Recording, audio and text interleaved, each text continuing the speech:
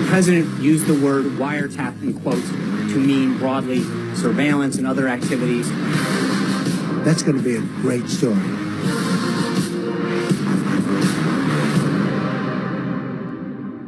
The most trusted name in news. It can't be so bad because I am president and you are not. Those are the words from President Trump when asked about his credibility in an interview with Time magazine focused on truth and falsehoods. In that interview, the president did not back away from anything, including some of his more extreme claims that are either unsubstantiated or have been flat out debunked, from wiretapping by President Obama to the 3 million illegal votes in the 2016 election, and even the story about Ted Cruz's father. Remember back during the campaign that he was somehow linked to the JFK assassination. Joining me now is Zeke Miller, political reporter for Time. Keith Boykin is here. He's a CNN political commentator and former Clinton White House aide. And Joseph Borelli is here, Republican New York City councilman. Guys, it's great to have you here. Zeke, this was a doozy of an interview with Time. The point of it, as I said, was to talk about truth and falsehoods and what's really kind of transpired with President Trump in his young presidency. He didn't back down from anything when posed with some of his unsubstantiated facts. What should the takeaway be here?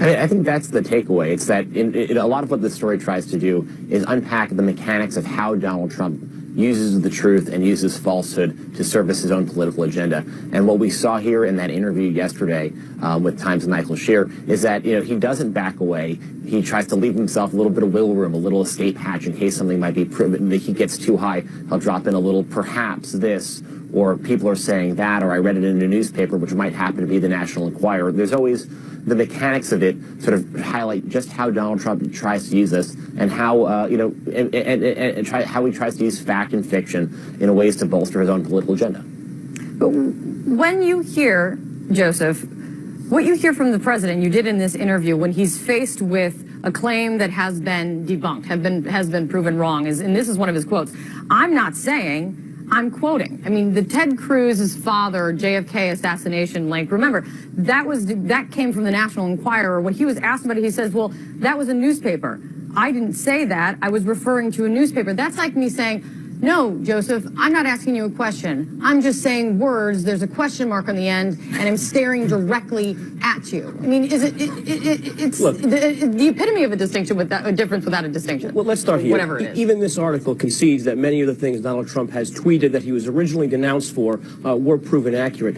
With respect to this Ted Cruz thing, I think this is probably the most egregious thing that he should not have tweeted, and especially falling back on a National Enquirer. He didn't even just say the National Enquirer article is a bit shaky grounds to justify your own claim. But when he's also quoting the Washington Post or the BBC, these are respected news organizations. I think he has somewhat more of a case to say. The quote you started out with, though, it seems to be from my Twitter feed, the one that's driving people the most crazy, that I'm president and maybe I'm right about this stuff. Does it drive you crazy? It doesn't, because a lot of the things he was tweeting were used by his opponents during the campaign to say that this is not how a president should act. They were also used by his surrogates to say, well, this is this new method of communicating. This is what we like.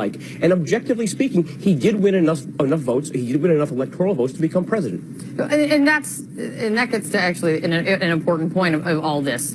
The interview is fascinating, but if you take it in the context of what you know about Donald Trump, this is the same Donald Trump. People voted for him knowing that he says things that aren't true. His supporters, they don't care. They like the way he speaks. They are okay that if the facts bear out that do not support him. This guy started his political career with birther claims. Does it surprise you?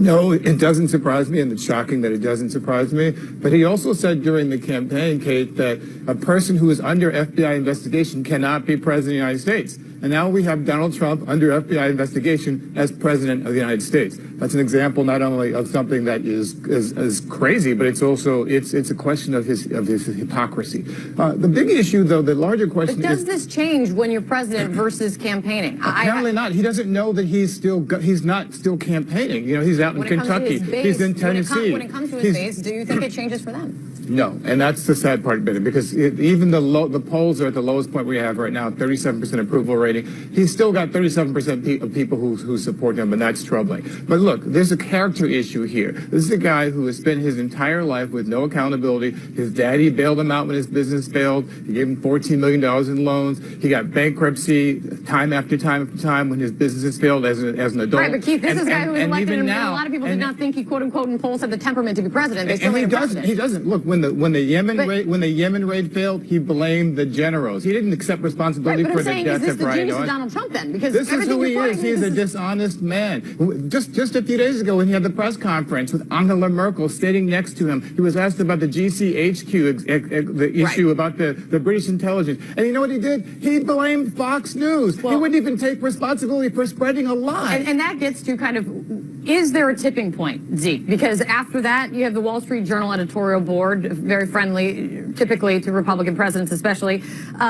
saying that, yes, words matter, and when it comes to your words as president, it can be a national security issue. Do you sense at all, especially when covering the White House, that there is a tipping point on this? And there is and there isn't. From a political standpoint for the president, nobody elected Donald Trump because they thought he was the most trustworthy candidate out there. That didn't factor into into their calculus. And in fact, the way he spoke, the way he used facts and fiction in his campaign was something that was attractive to them. The question though is for a president, somebody who is has to declare war, or take military action, or announce some sort of policy or security restriction. That the fact that we even now have to question off the airline the restrictions on personal electronic devices coming in from some Middle Eastern countries announced earlier this week, if that is a political thing or is that a security question? And it's a security question, obviously, but that is a sign of the lack of credibility right now that the White House is dealing with. And we'll see if the White House gets the message or if they care. Guys, thank you very much. Really appreciate it.